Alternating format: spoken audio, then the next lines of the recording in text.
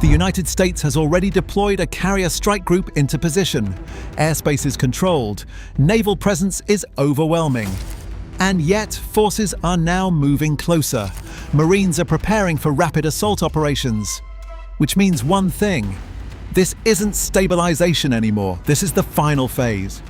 Because controlling the region is not the same as controlling the corridor. The corridor is where everything still matters. The Strait of Hormuz is one of the most strategically constrained waterways on Earth. At its narrowest point, it compresses global trade into a passage just over 30 kilometers wide. But ships do not get that full width. They are funneled into fixed shipping lanes. One lane for inbound traffic, one lane for outbound traffic. They are separated by only a few kilometers. And inside those lanes, there is no flexibility. Massive oil tankers, some carrying over 2 million barrels of crude, move through this corridor every day. They don't turn quickly. They don't stop easily. Once they enter the strait, their path is almost entirely fixed, which means even a small disruption can affect everything behind it. One delay becomes multiple delays. One obstruction becomes a chain reaction. A single vessel slowing down forces every vessel behind it to adjust, and in a corridor like this, adjustments don't stay local, they spread. That is what makes this environment different. From the outside, it looks like control has already been established. Carrier aircraft dominate the skies. Surveillance systems track movement across the region in real time. Naval forces maintain a constant presence around the perimeter. On paper, that should be enough. But Hormuz doesn't operate on paper, it operates on proximity, because there are still positions that sit just outside of continuous control. Small islands positioned along the shipping corridor, coastal areas with direct line of sight into the lanes, narrow approach routes where movement can be influenced without being obvious. These are not large visible targets. They don't stand out on a map, but they matter. Because from those positions, you don't need overwhelming force to create disruption. You need timing. You need proximity. You need the ability to act at exactly the right moment. And that is what makes them difficult to deal with. Aircraft can strike them, ships can monitor them, but neither can control them continuously, and that creates a gap. A gap between visibility and control. Everything can be seen, but not everything can be held.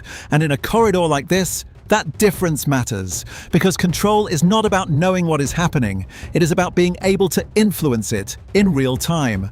That is the shift happening now, because when a carrier strike group starts moving closer, it is not just repositioning, it is compressing the environment, reducing the distance between detection and response, reducing the time between movement and reaction, reducing the margin for error to almost nothing. And that alone begins to change behavior, because once reaction time shrinks, decisions become more constrained, options disappear, but even that still is not enough.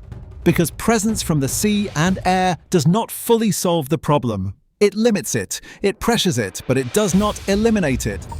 That's where the Marines come in, because Marines don't operate at a distance. They operate inside the space itself. They insert into positions that ships can't hold. They move into areas that aircraft can't control continuously. And they do it quickly.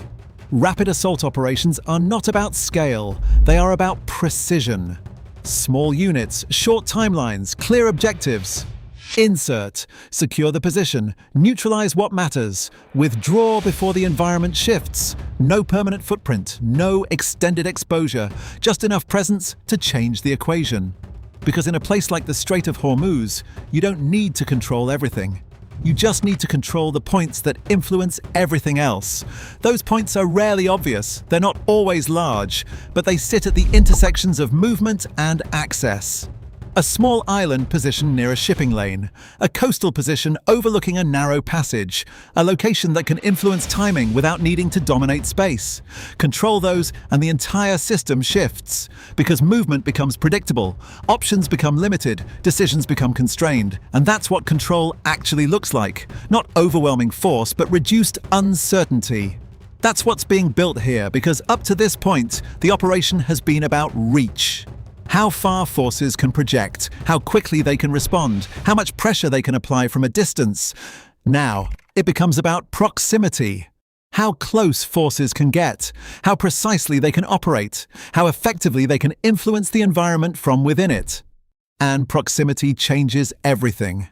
Because once forces are operating closer, reaction time disappears, targets have less time to move, decisions have to be made faster, mistakes happen more quickly and are harder to recover from. That compresses the entire system, which increases pressure, and pressure forces outcomes.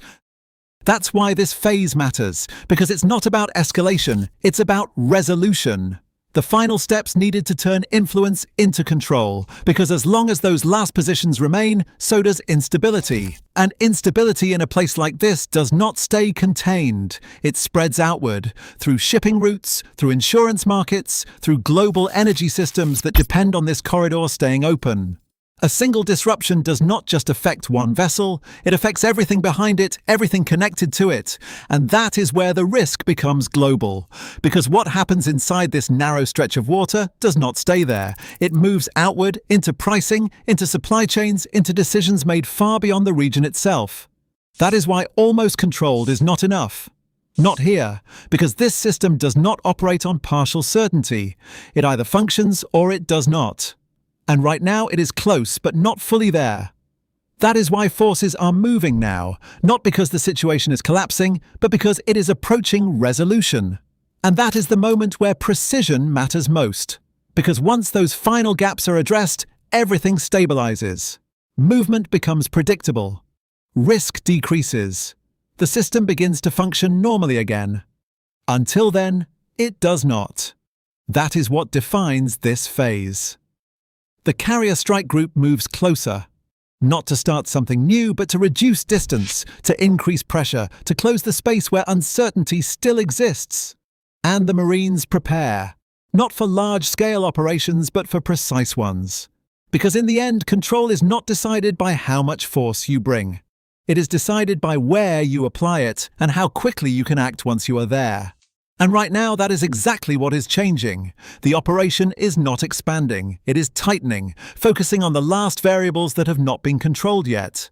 Because once those are addressed, the system stops being unstable and starts being predictable. And in a corridor like this, predictability is everything. That is why this moment matters, because it marks the shift from pressure to control. And once that shift is complete, everything else follows.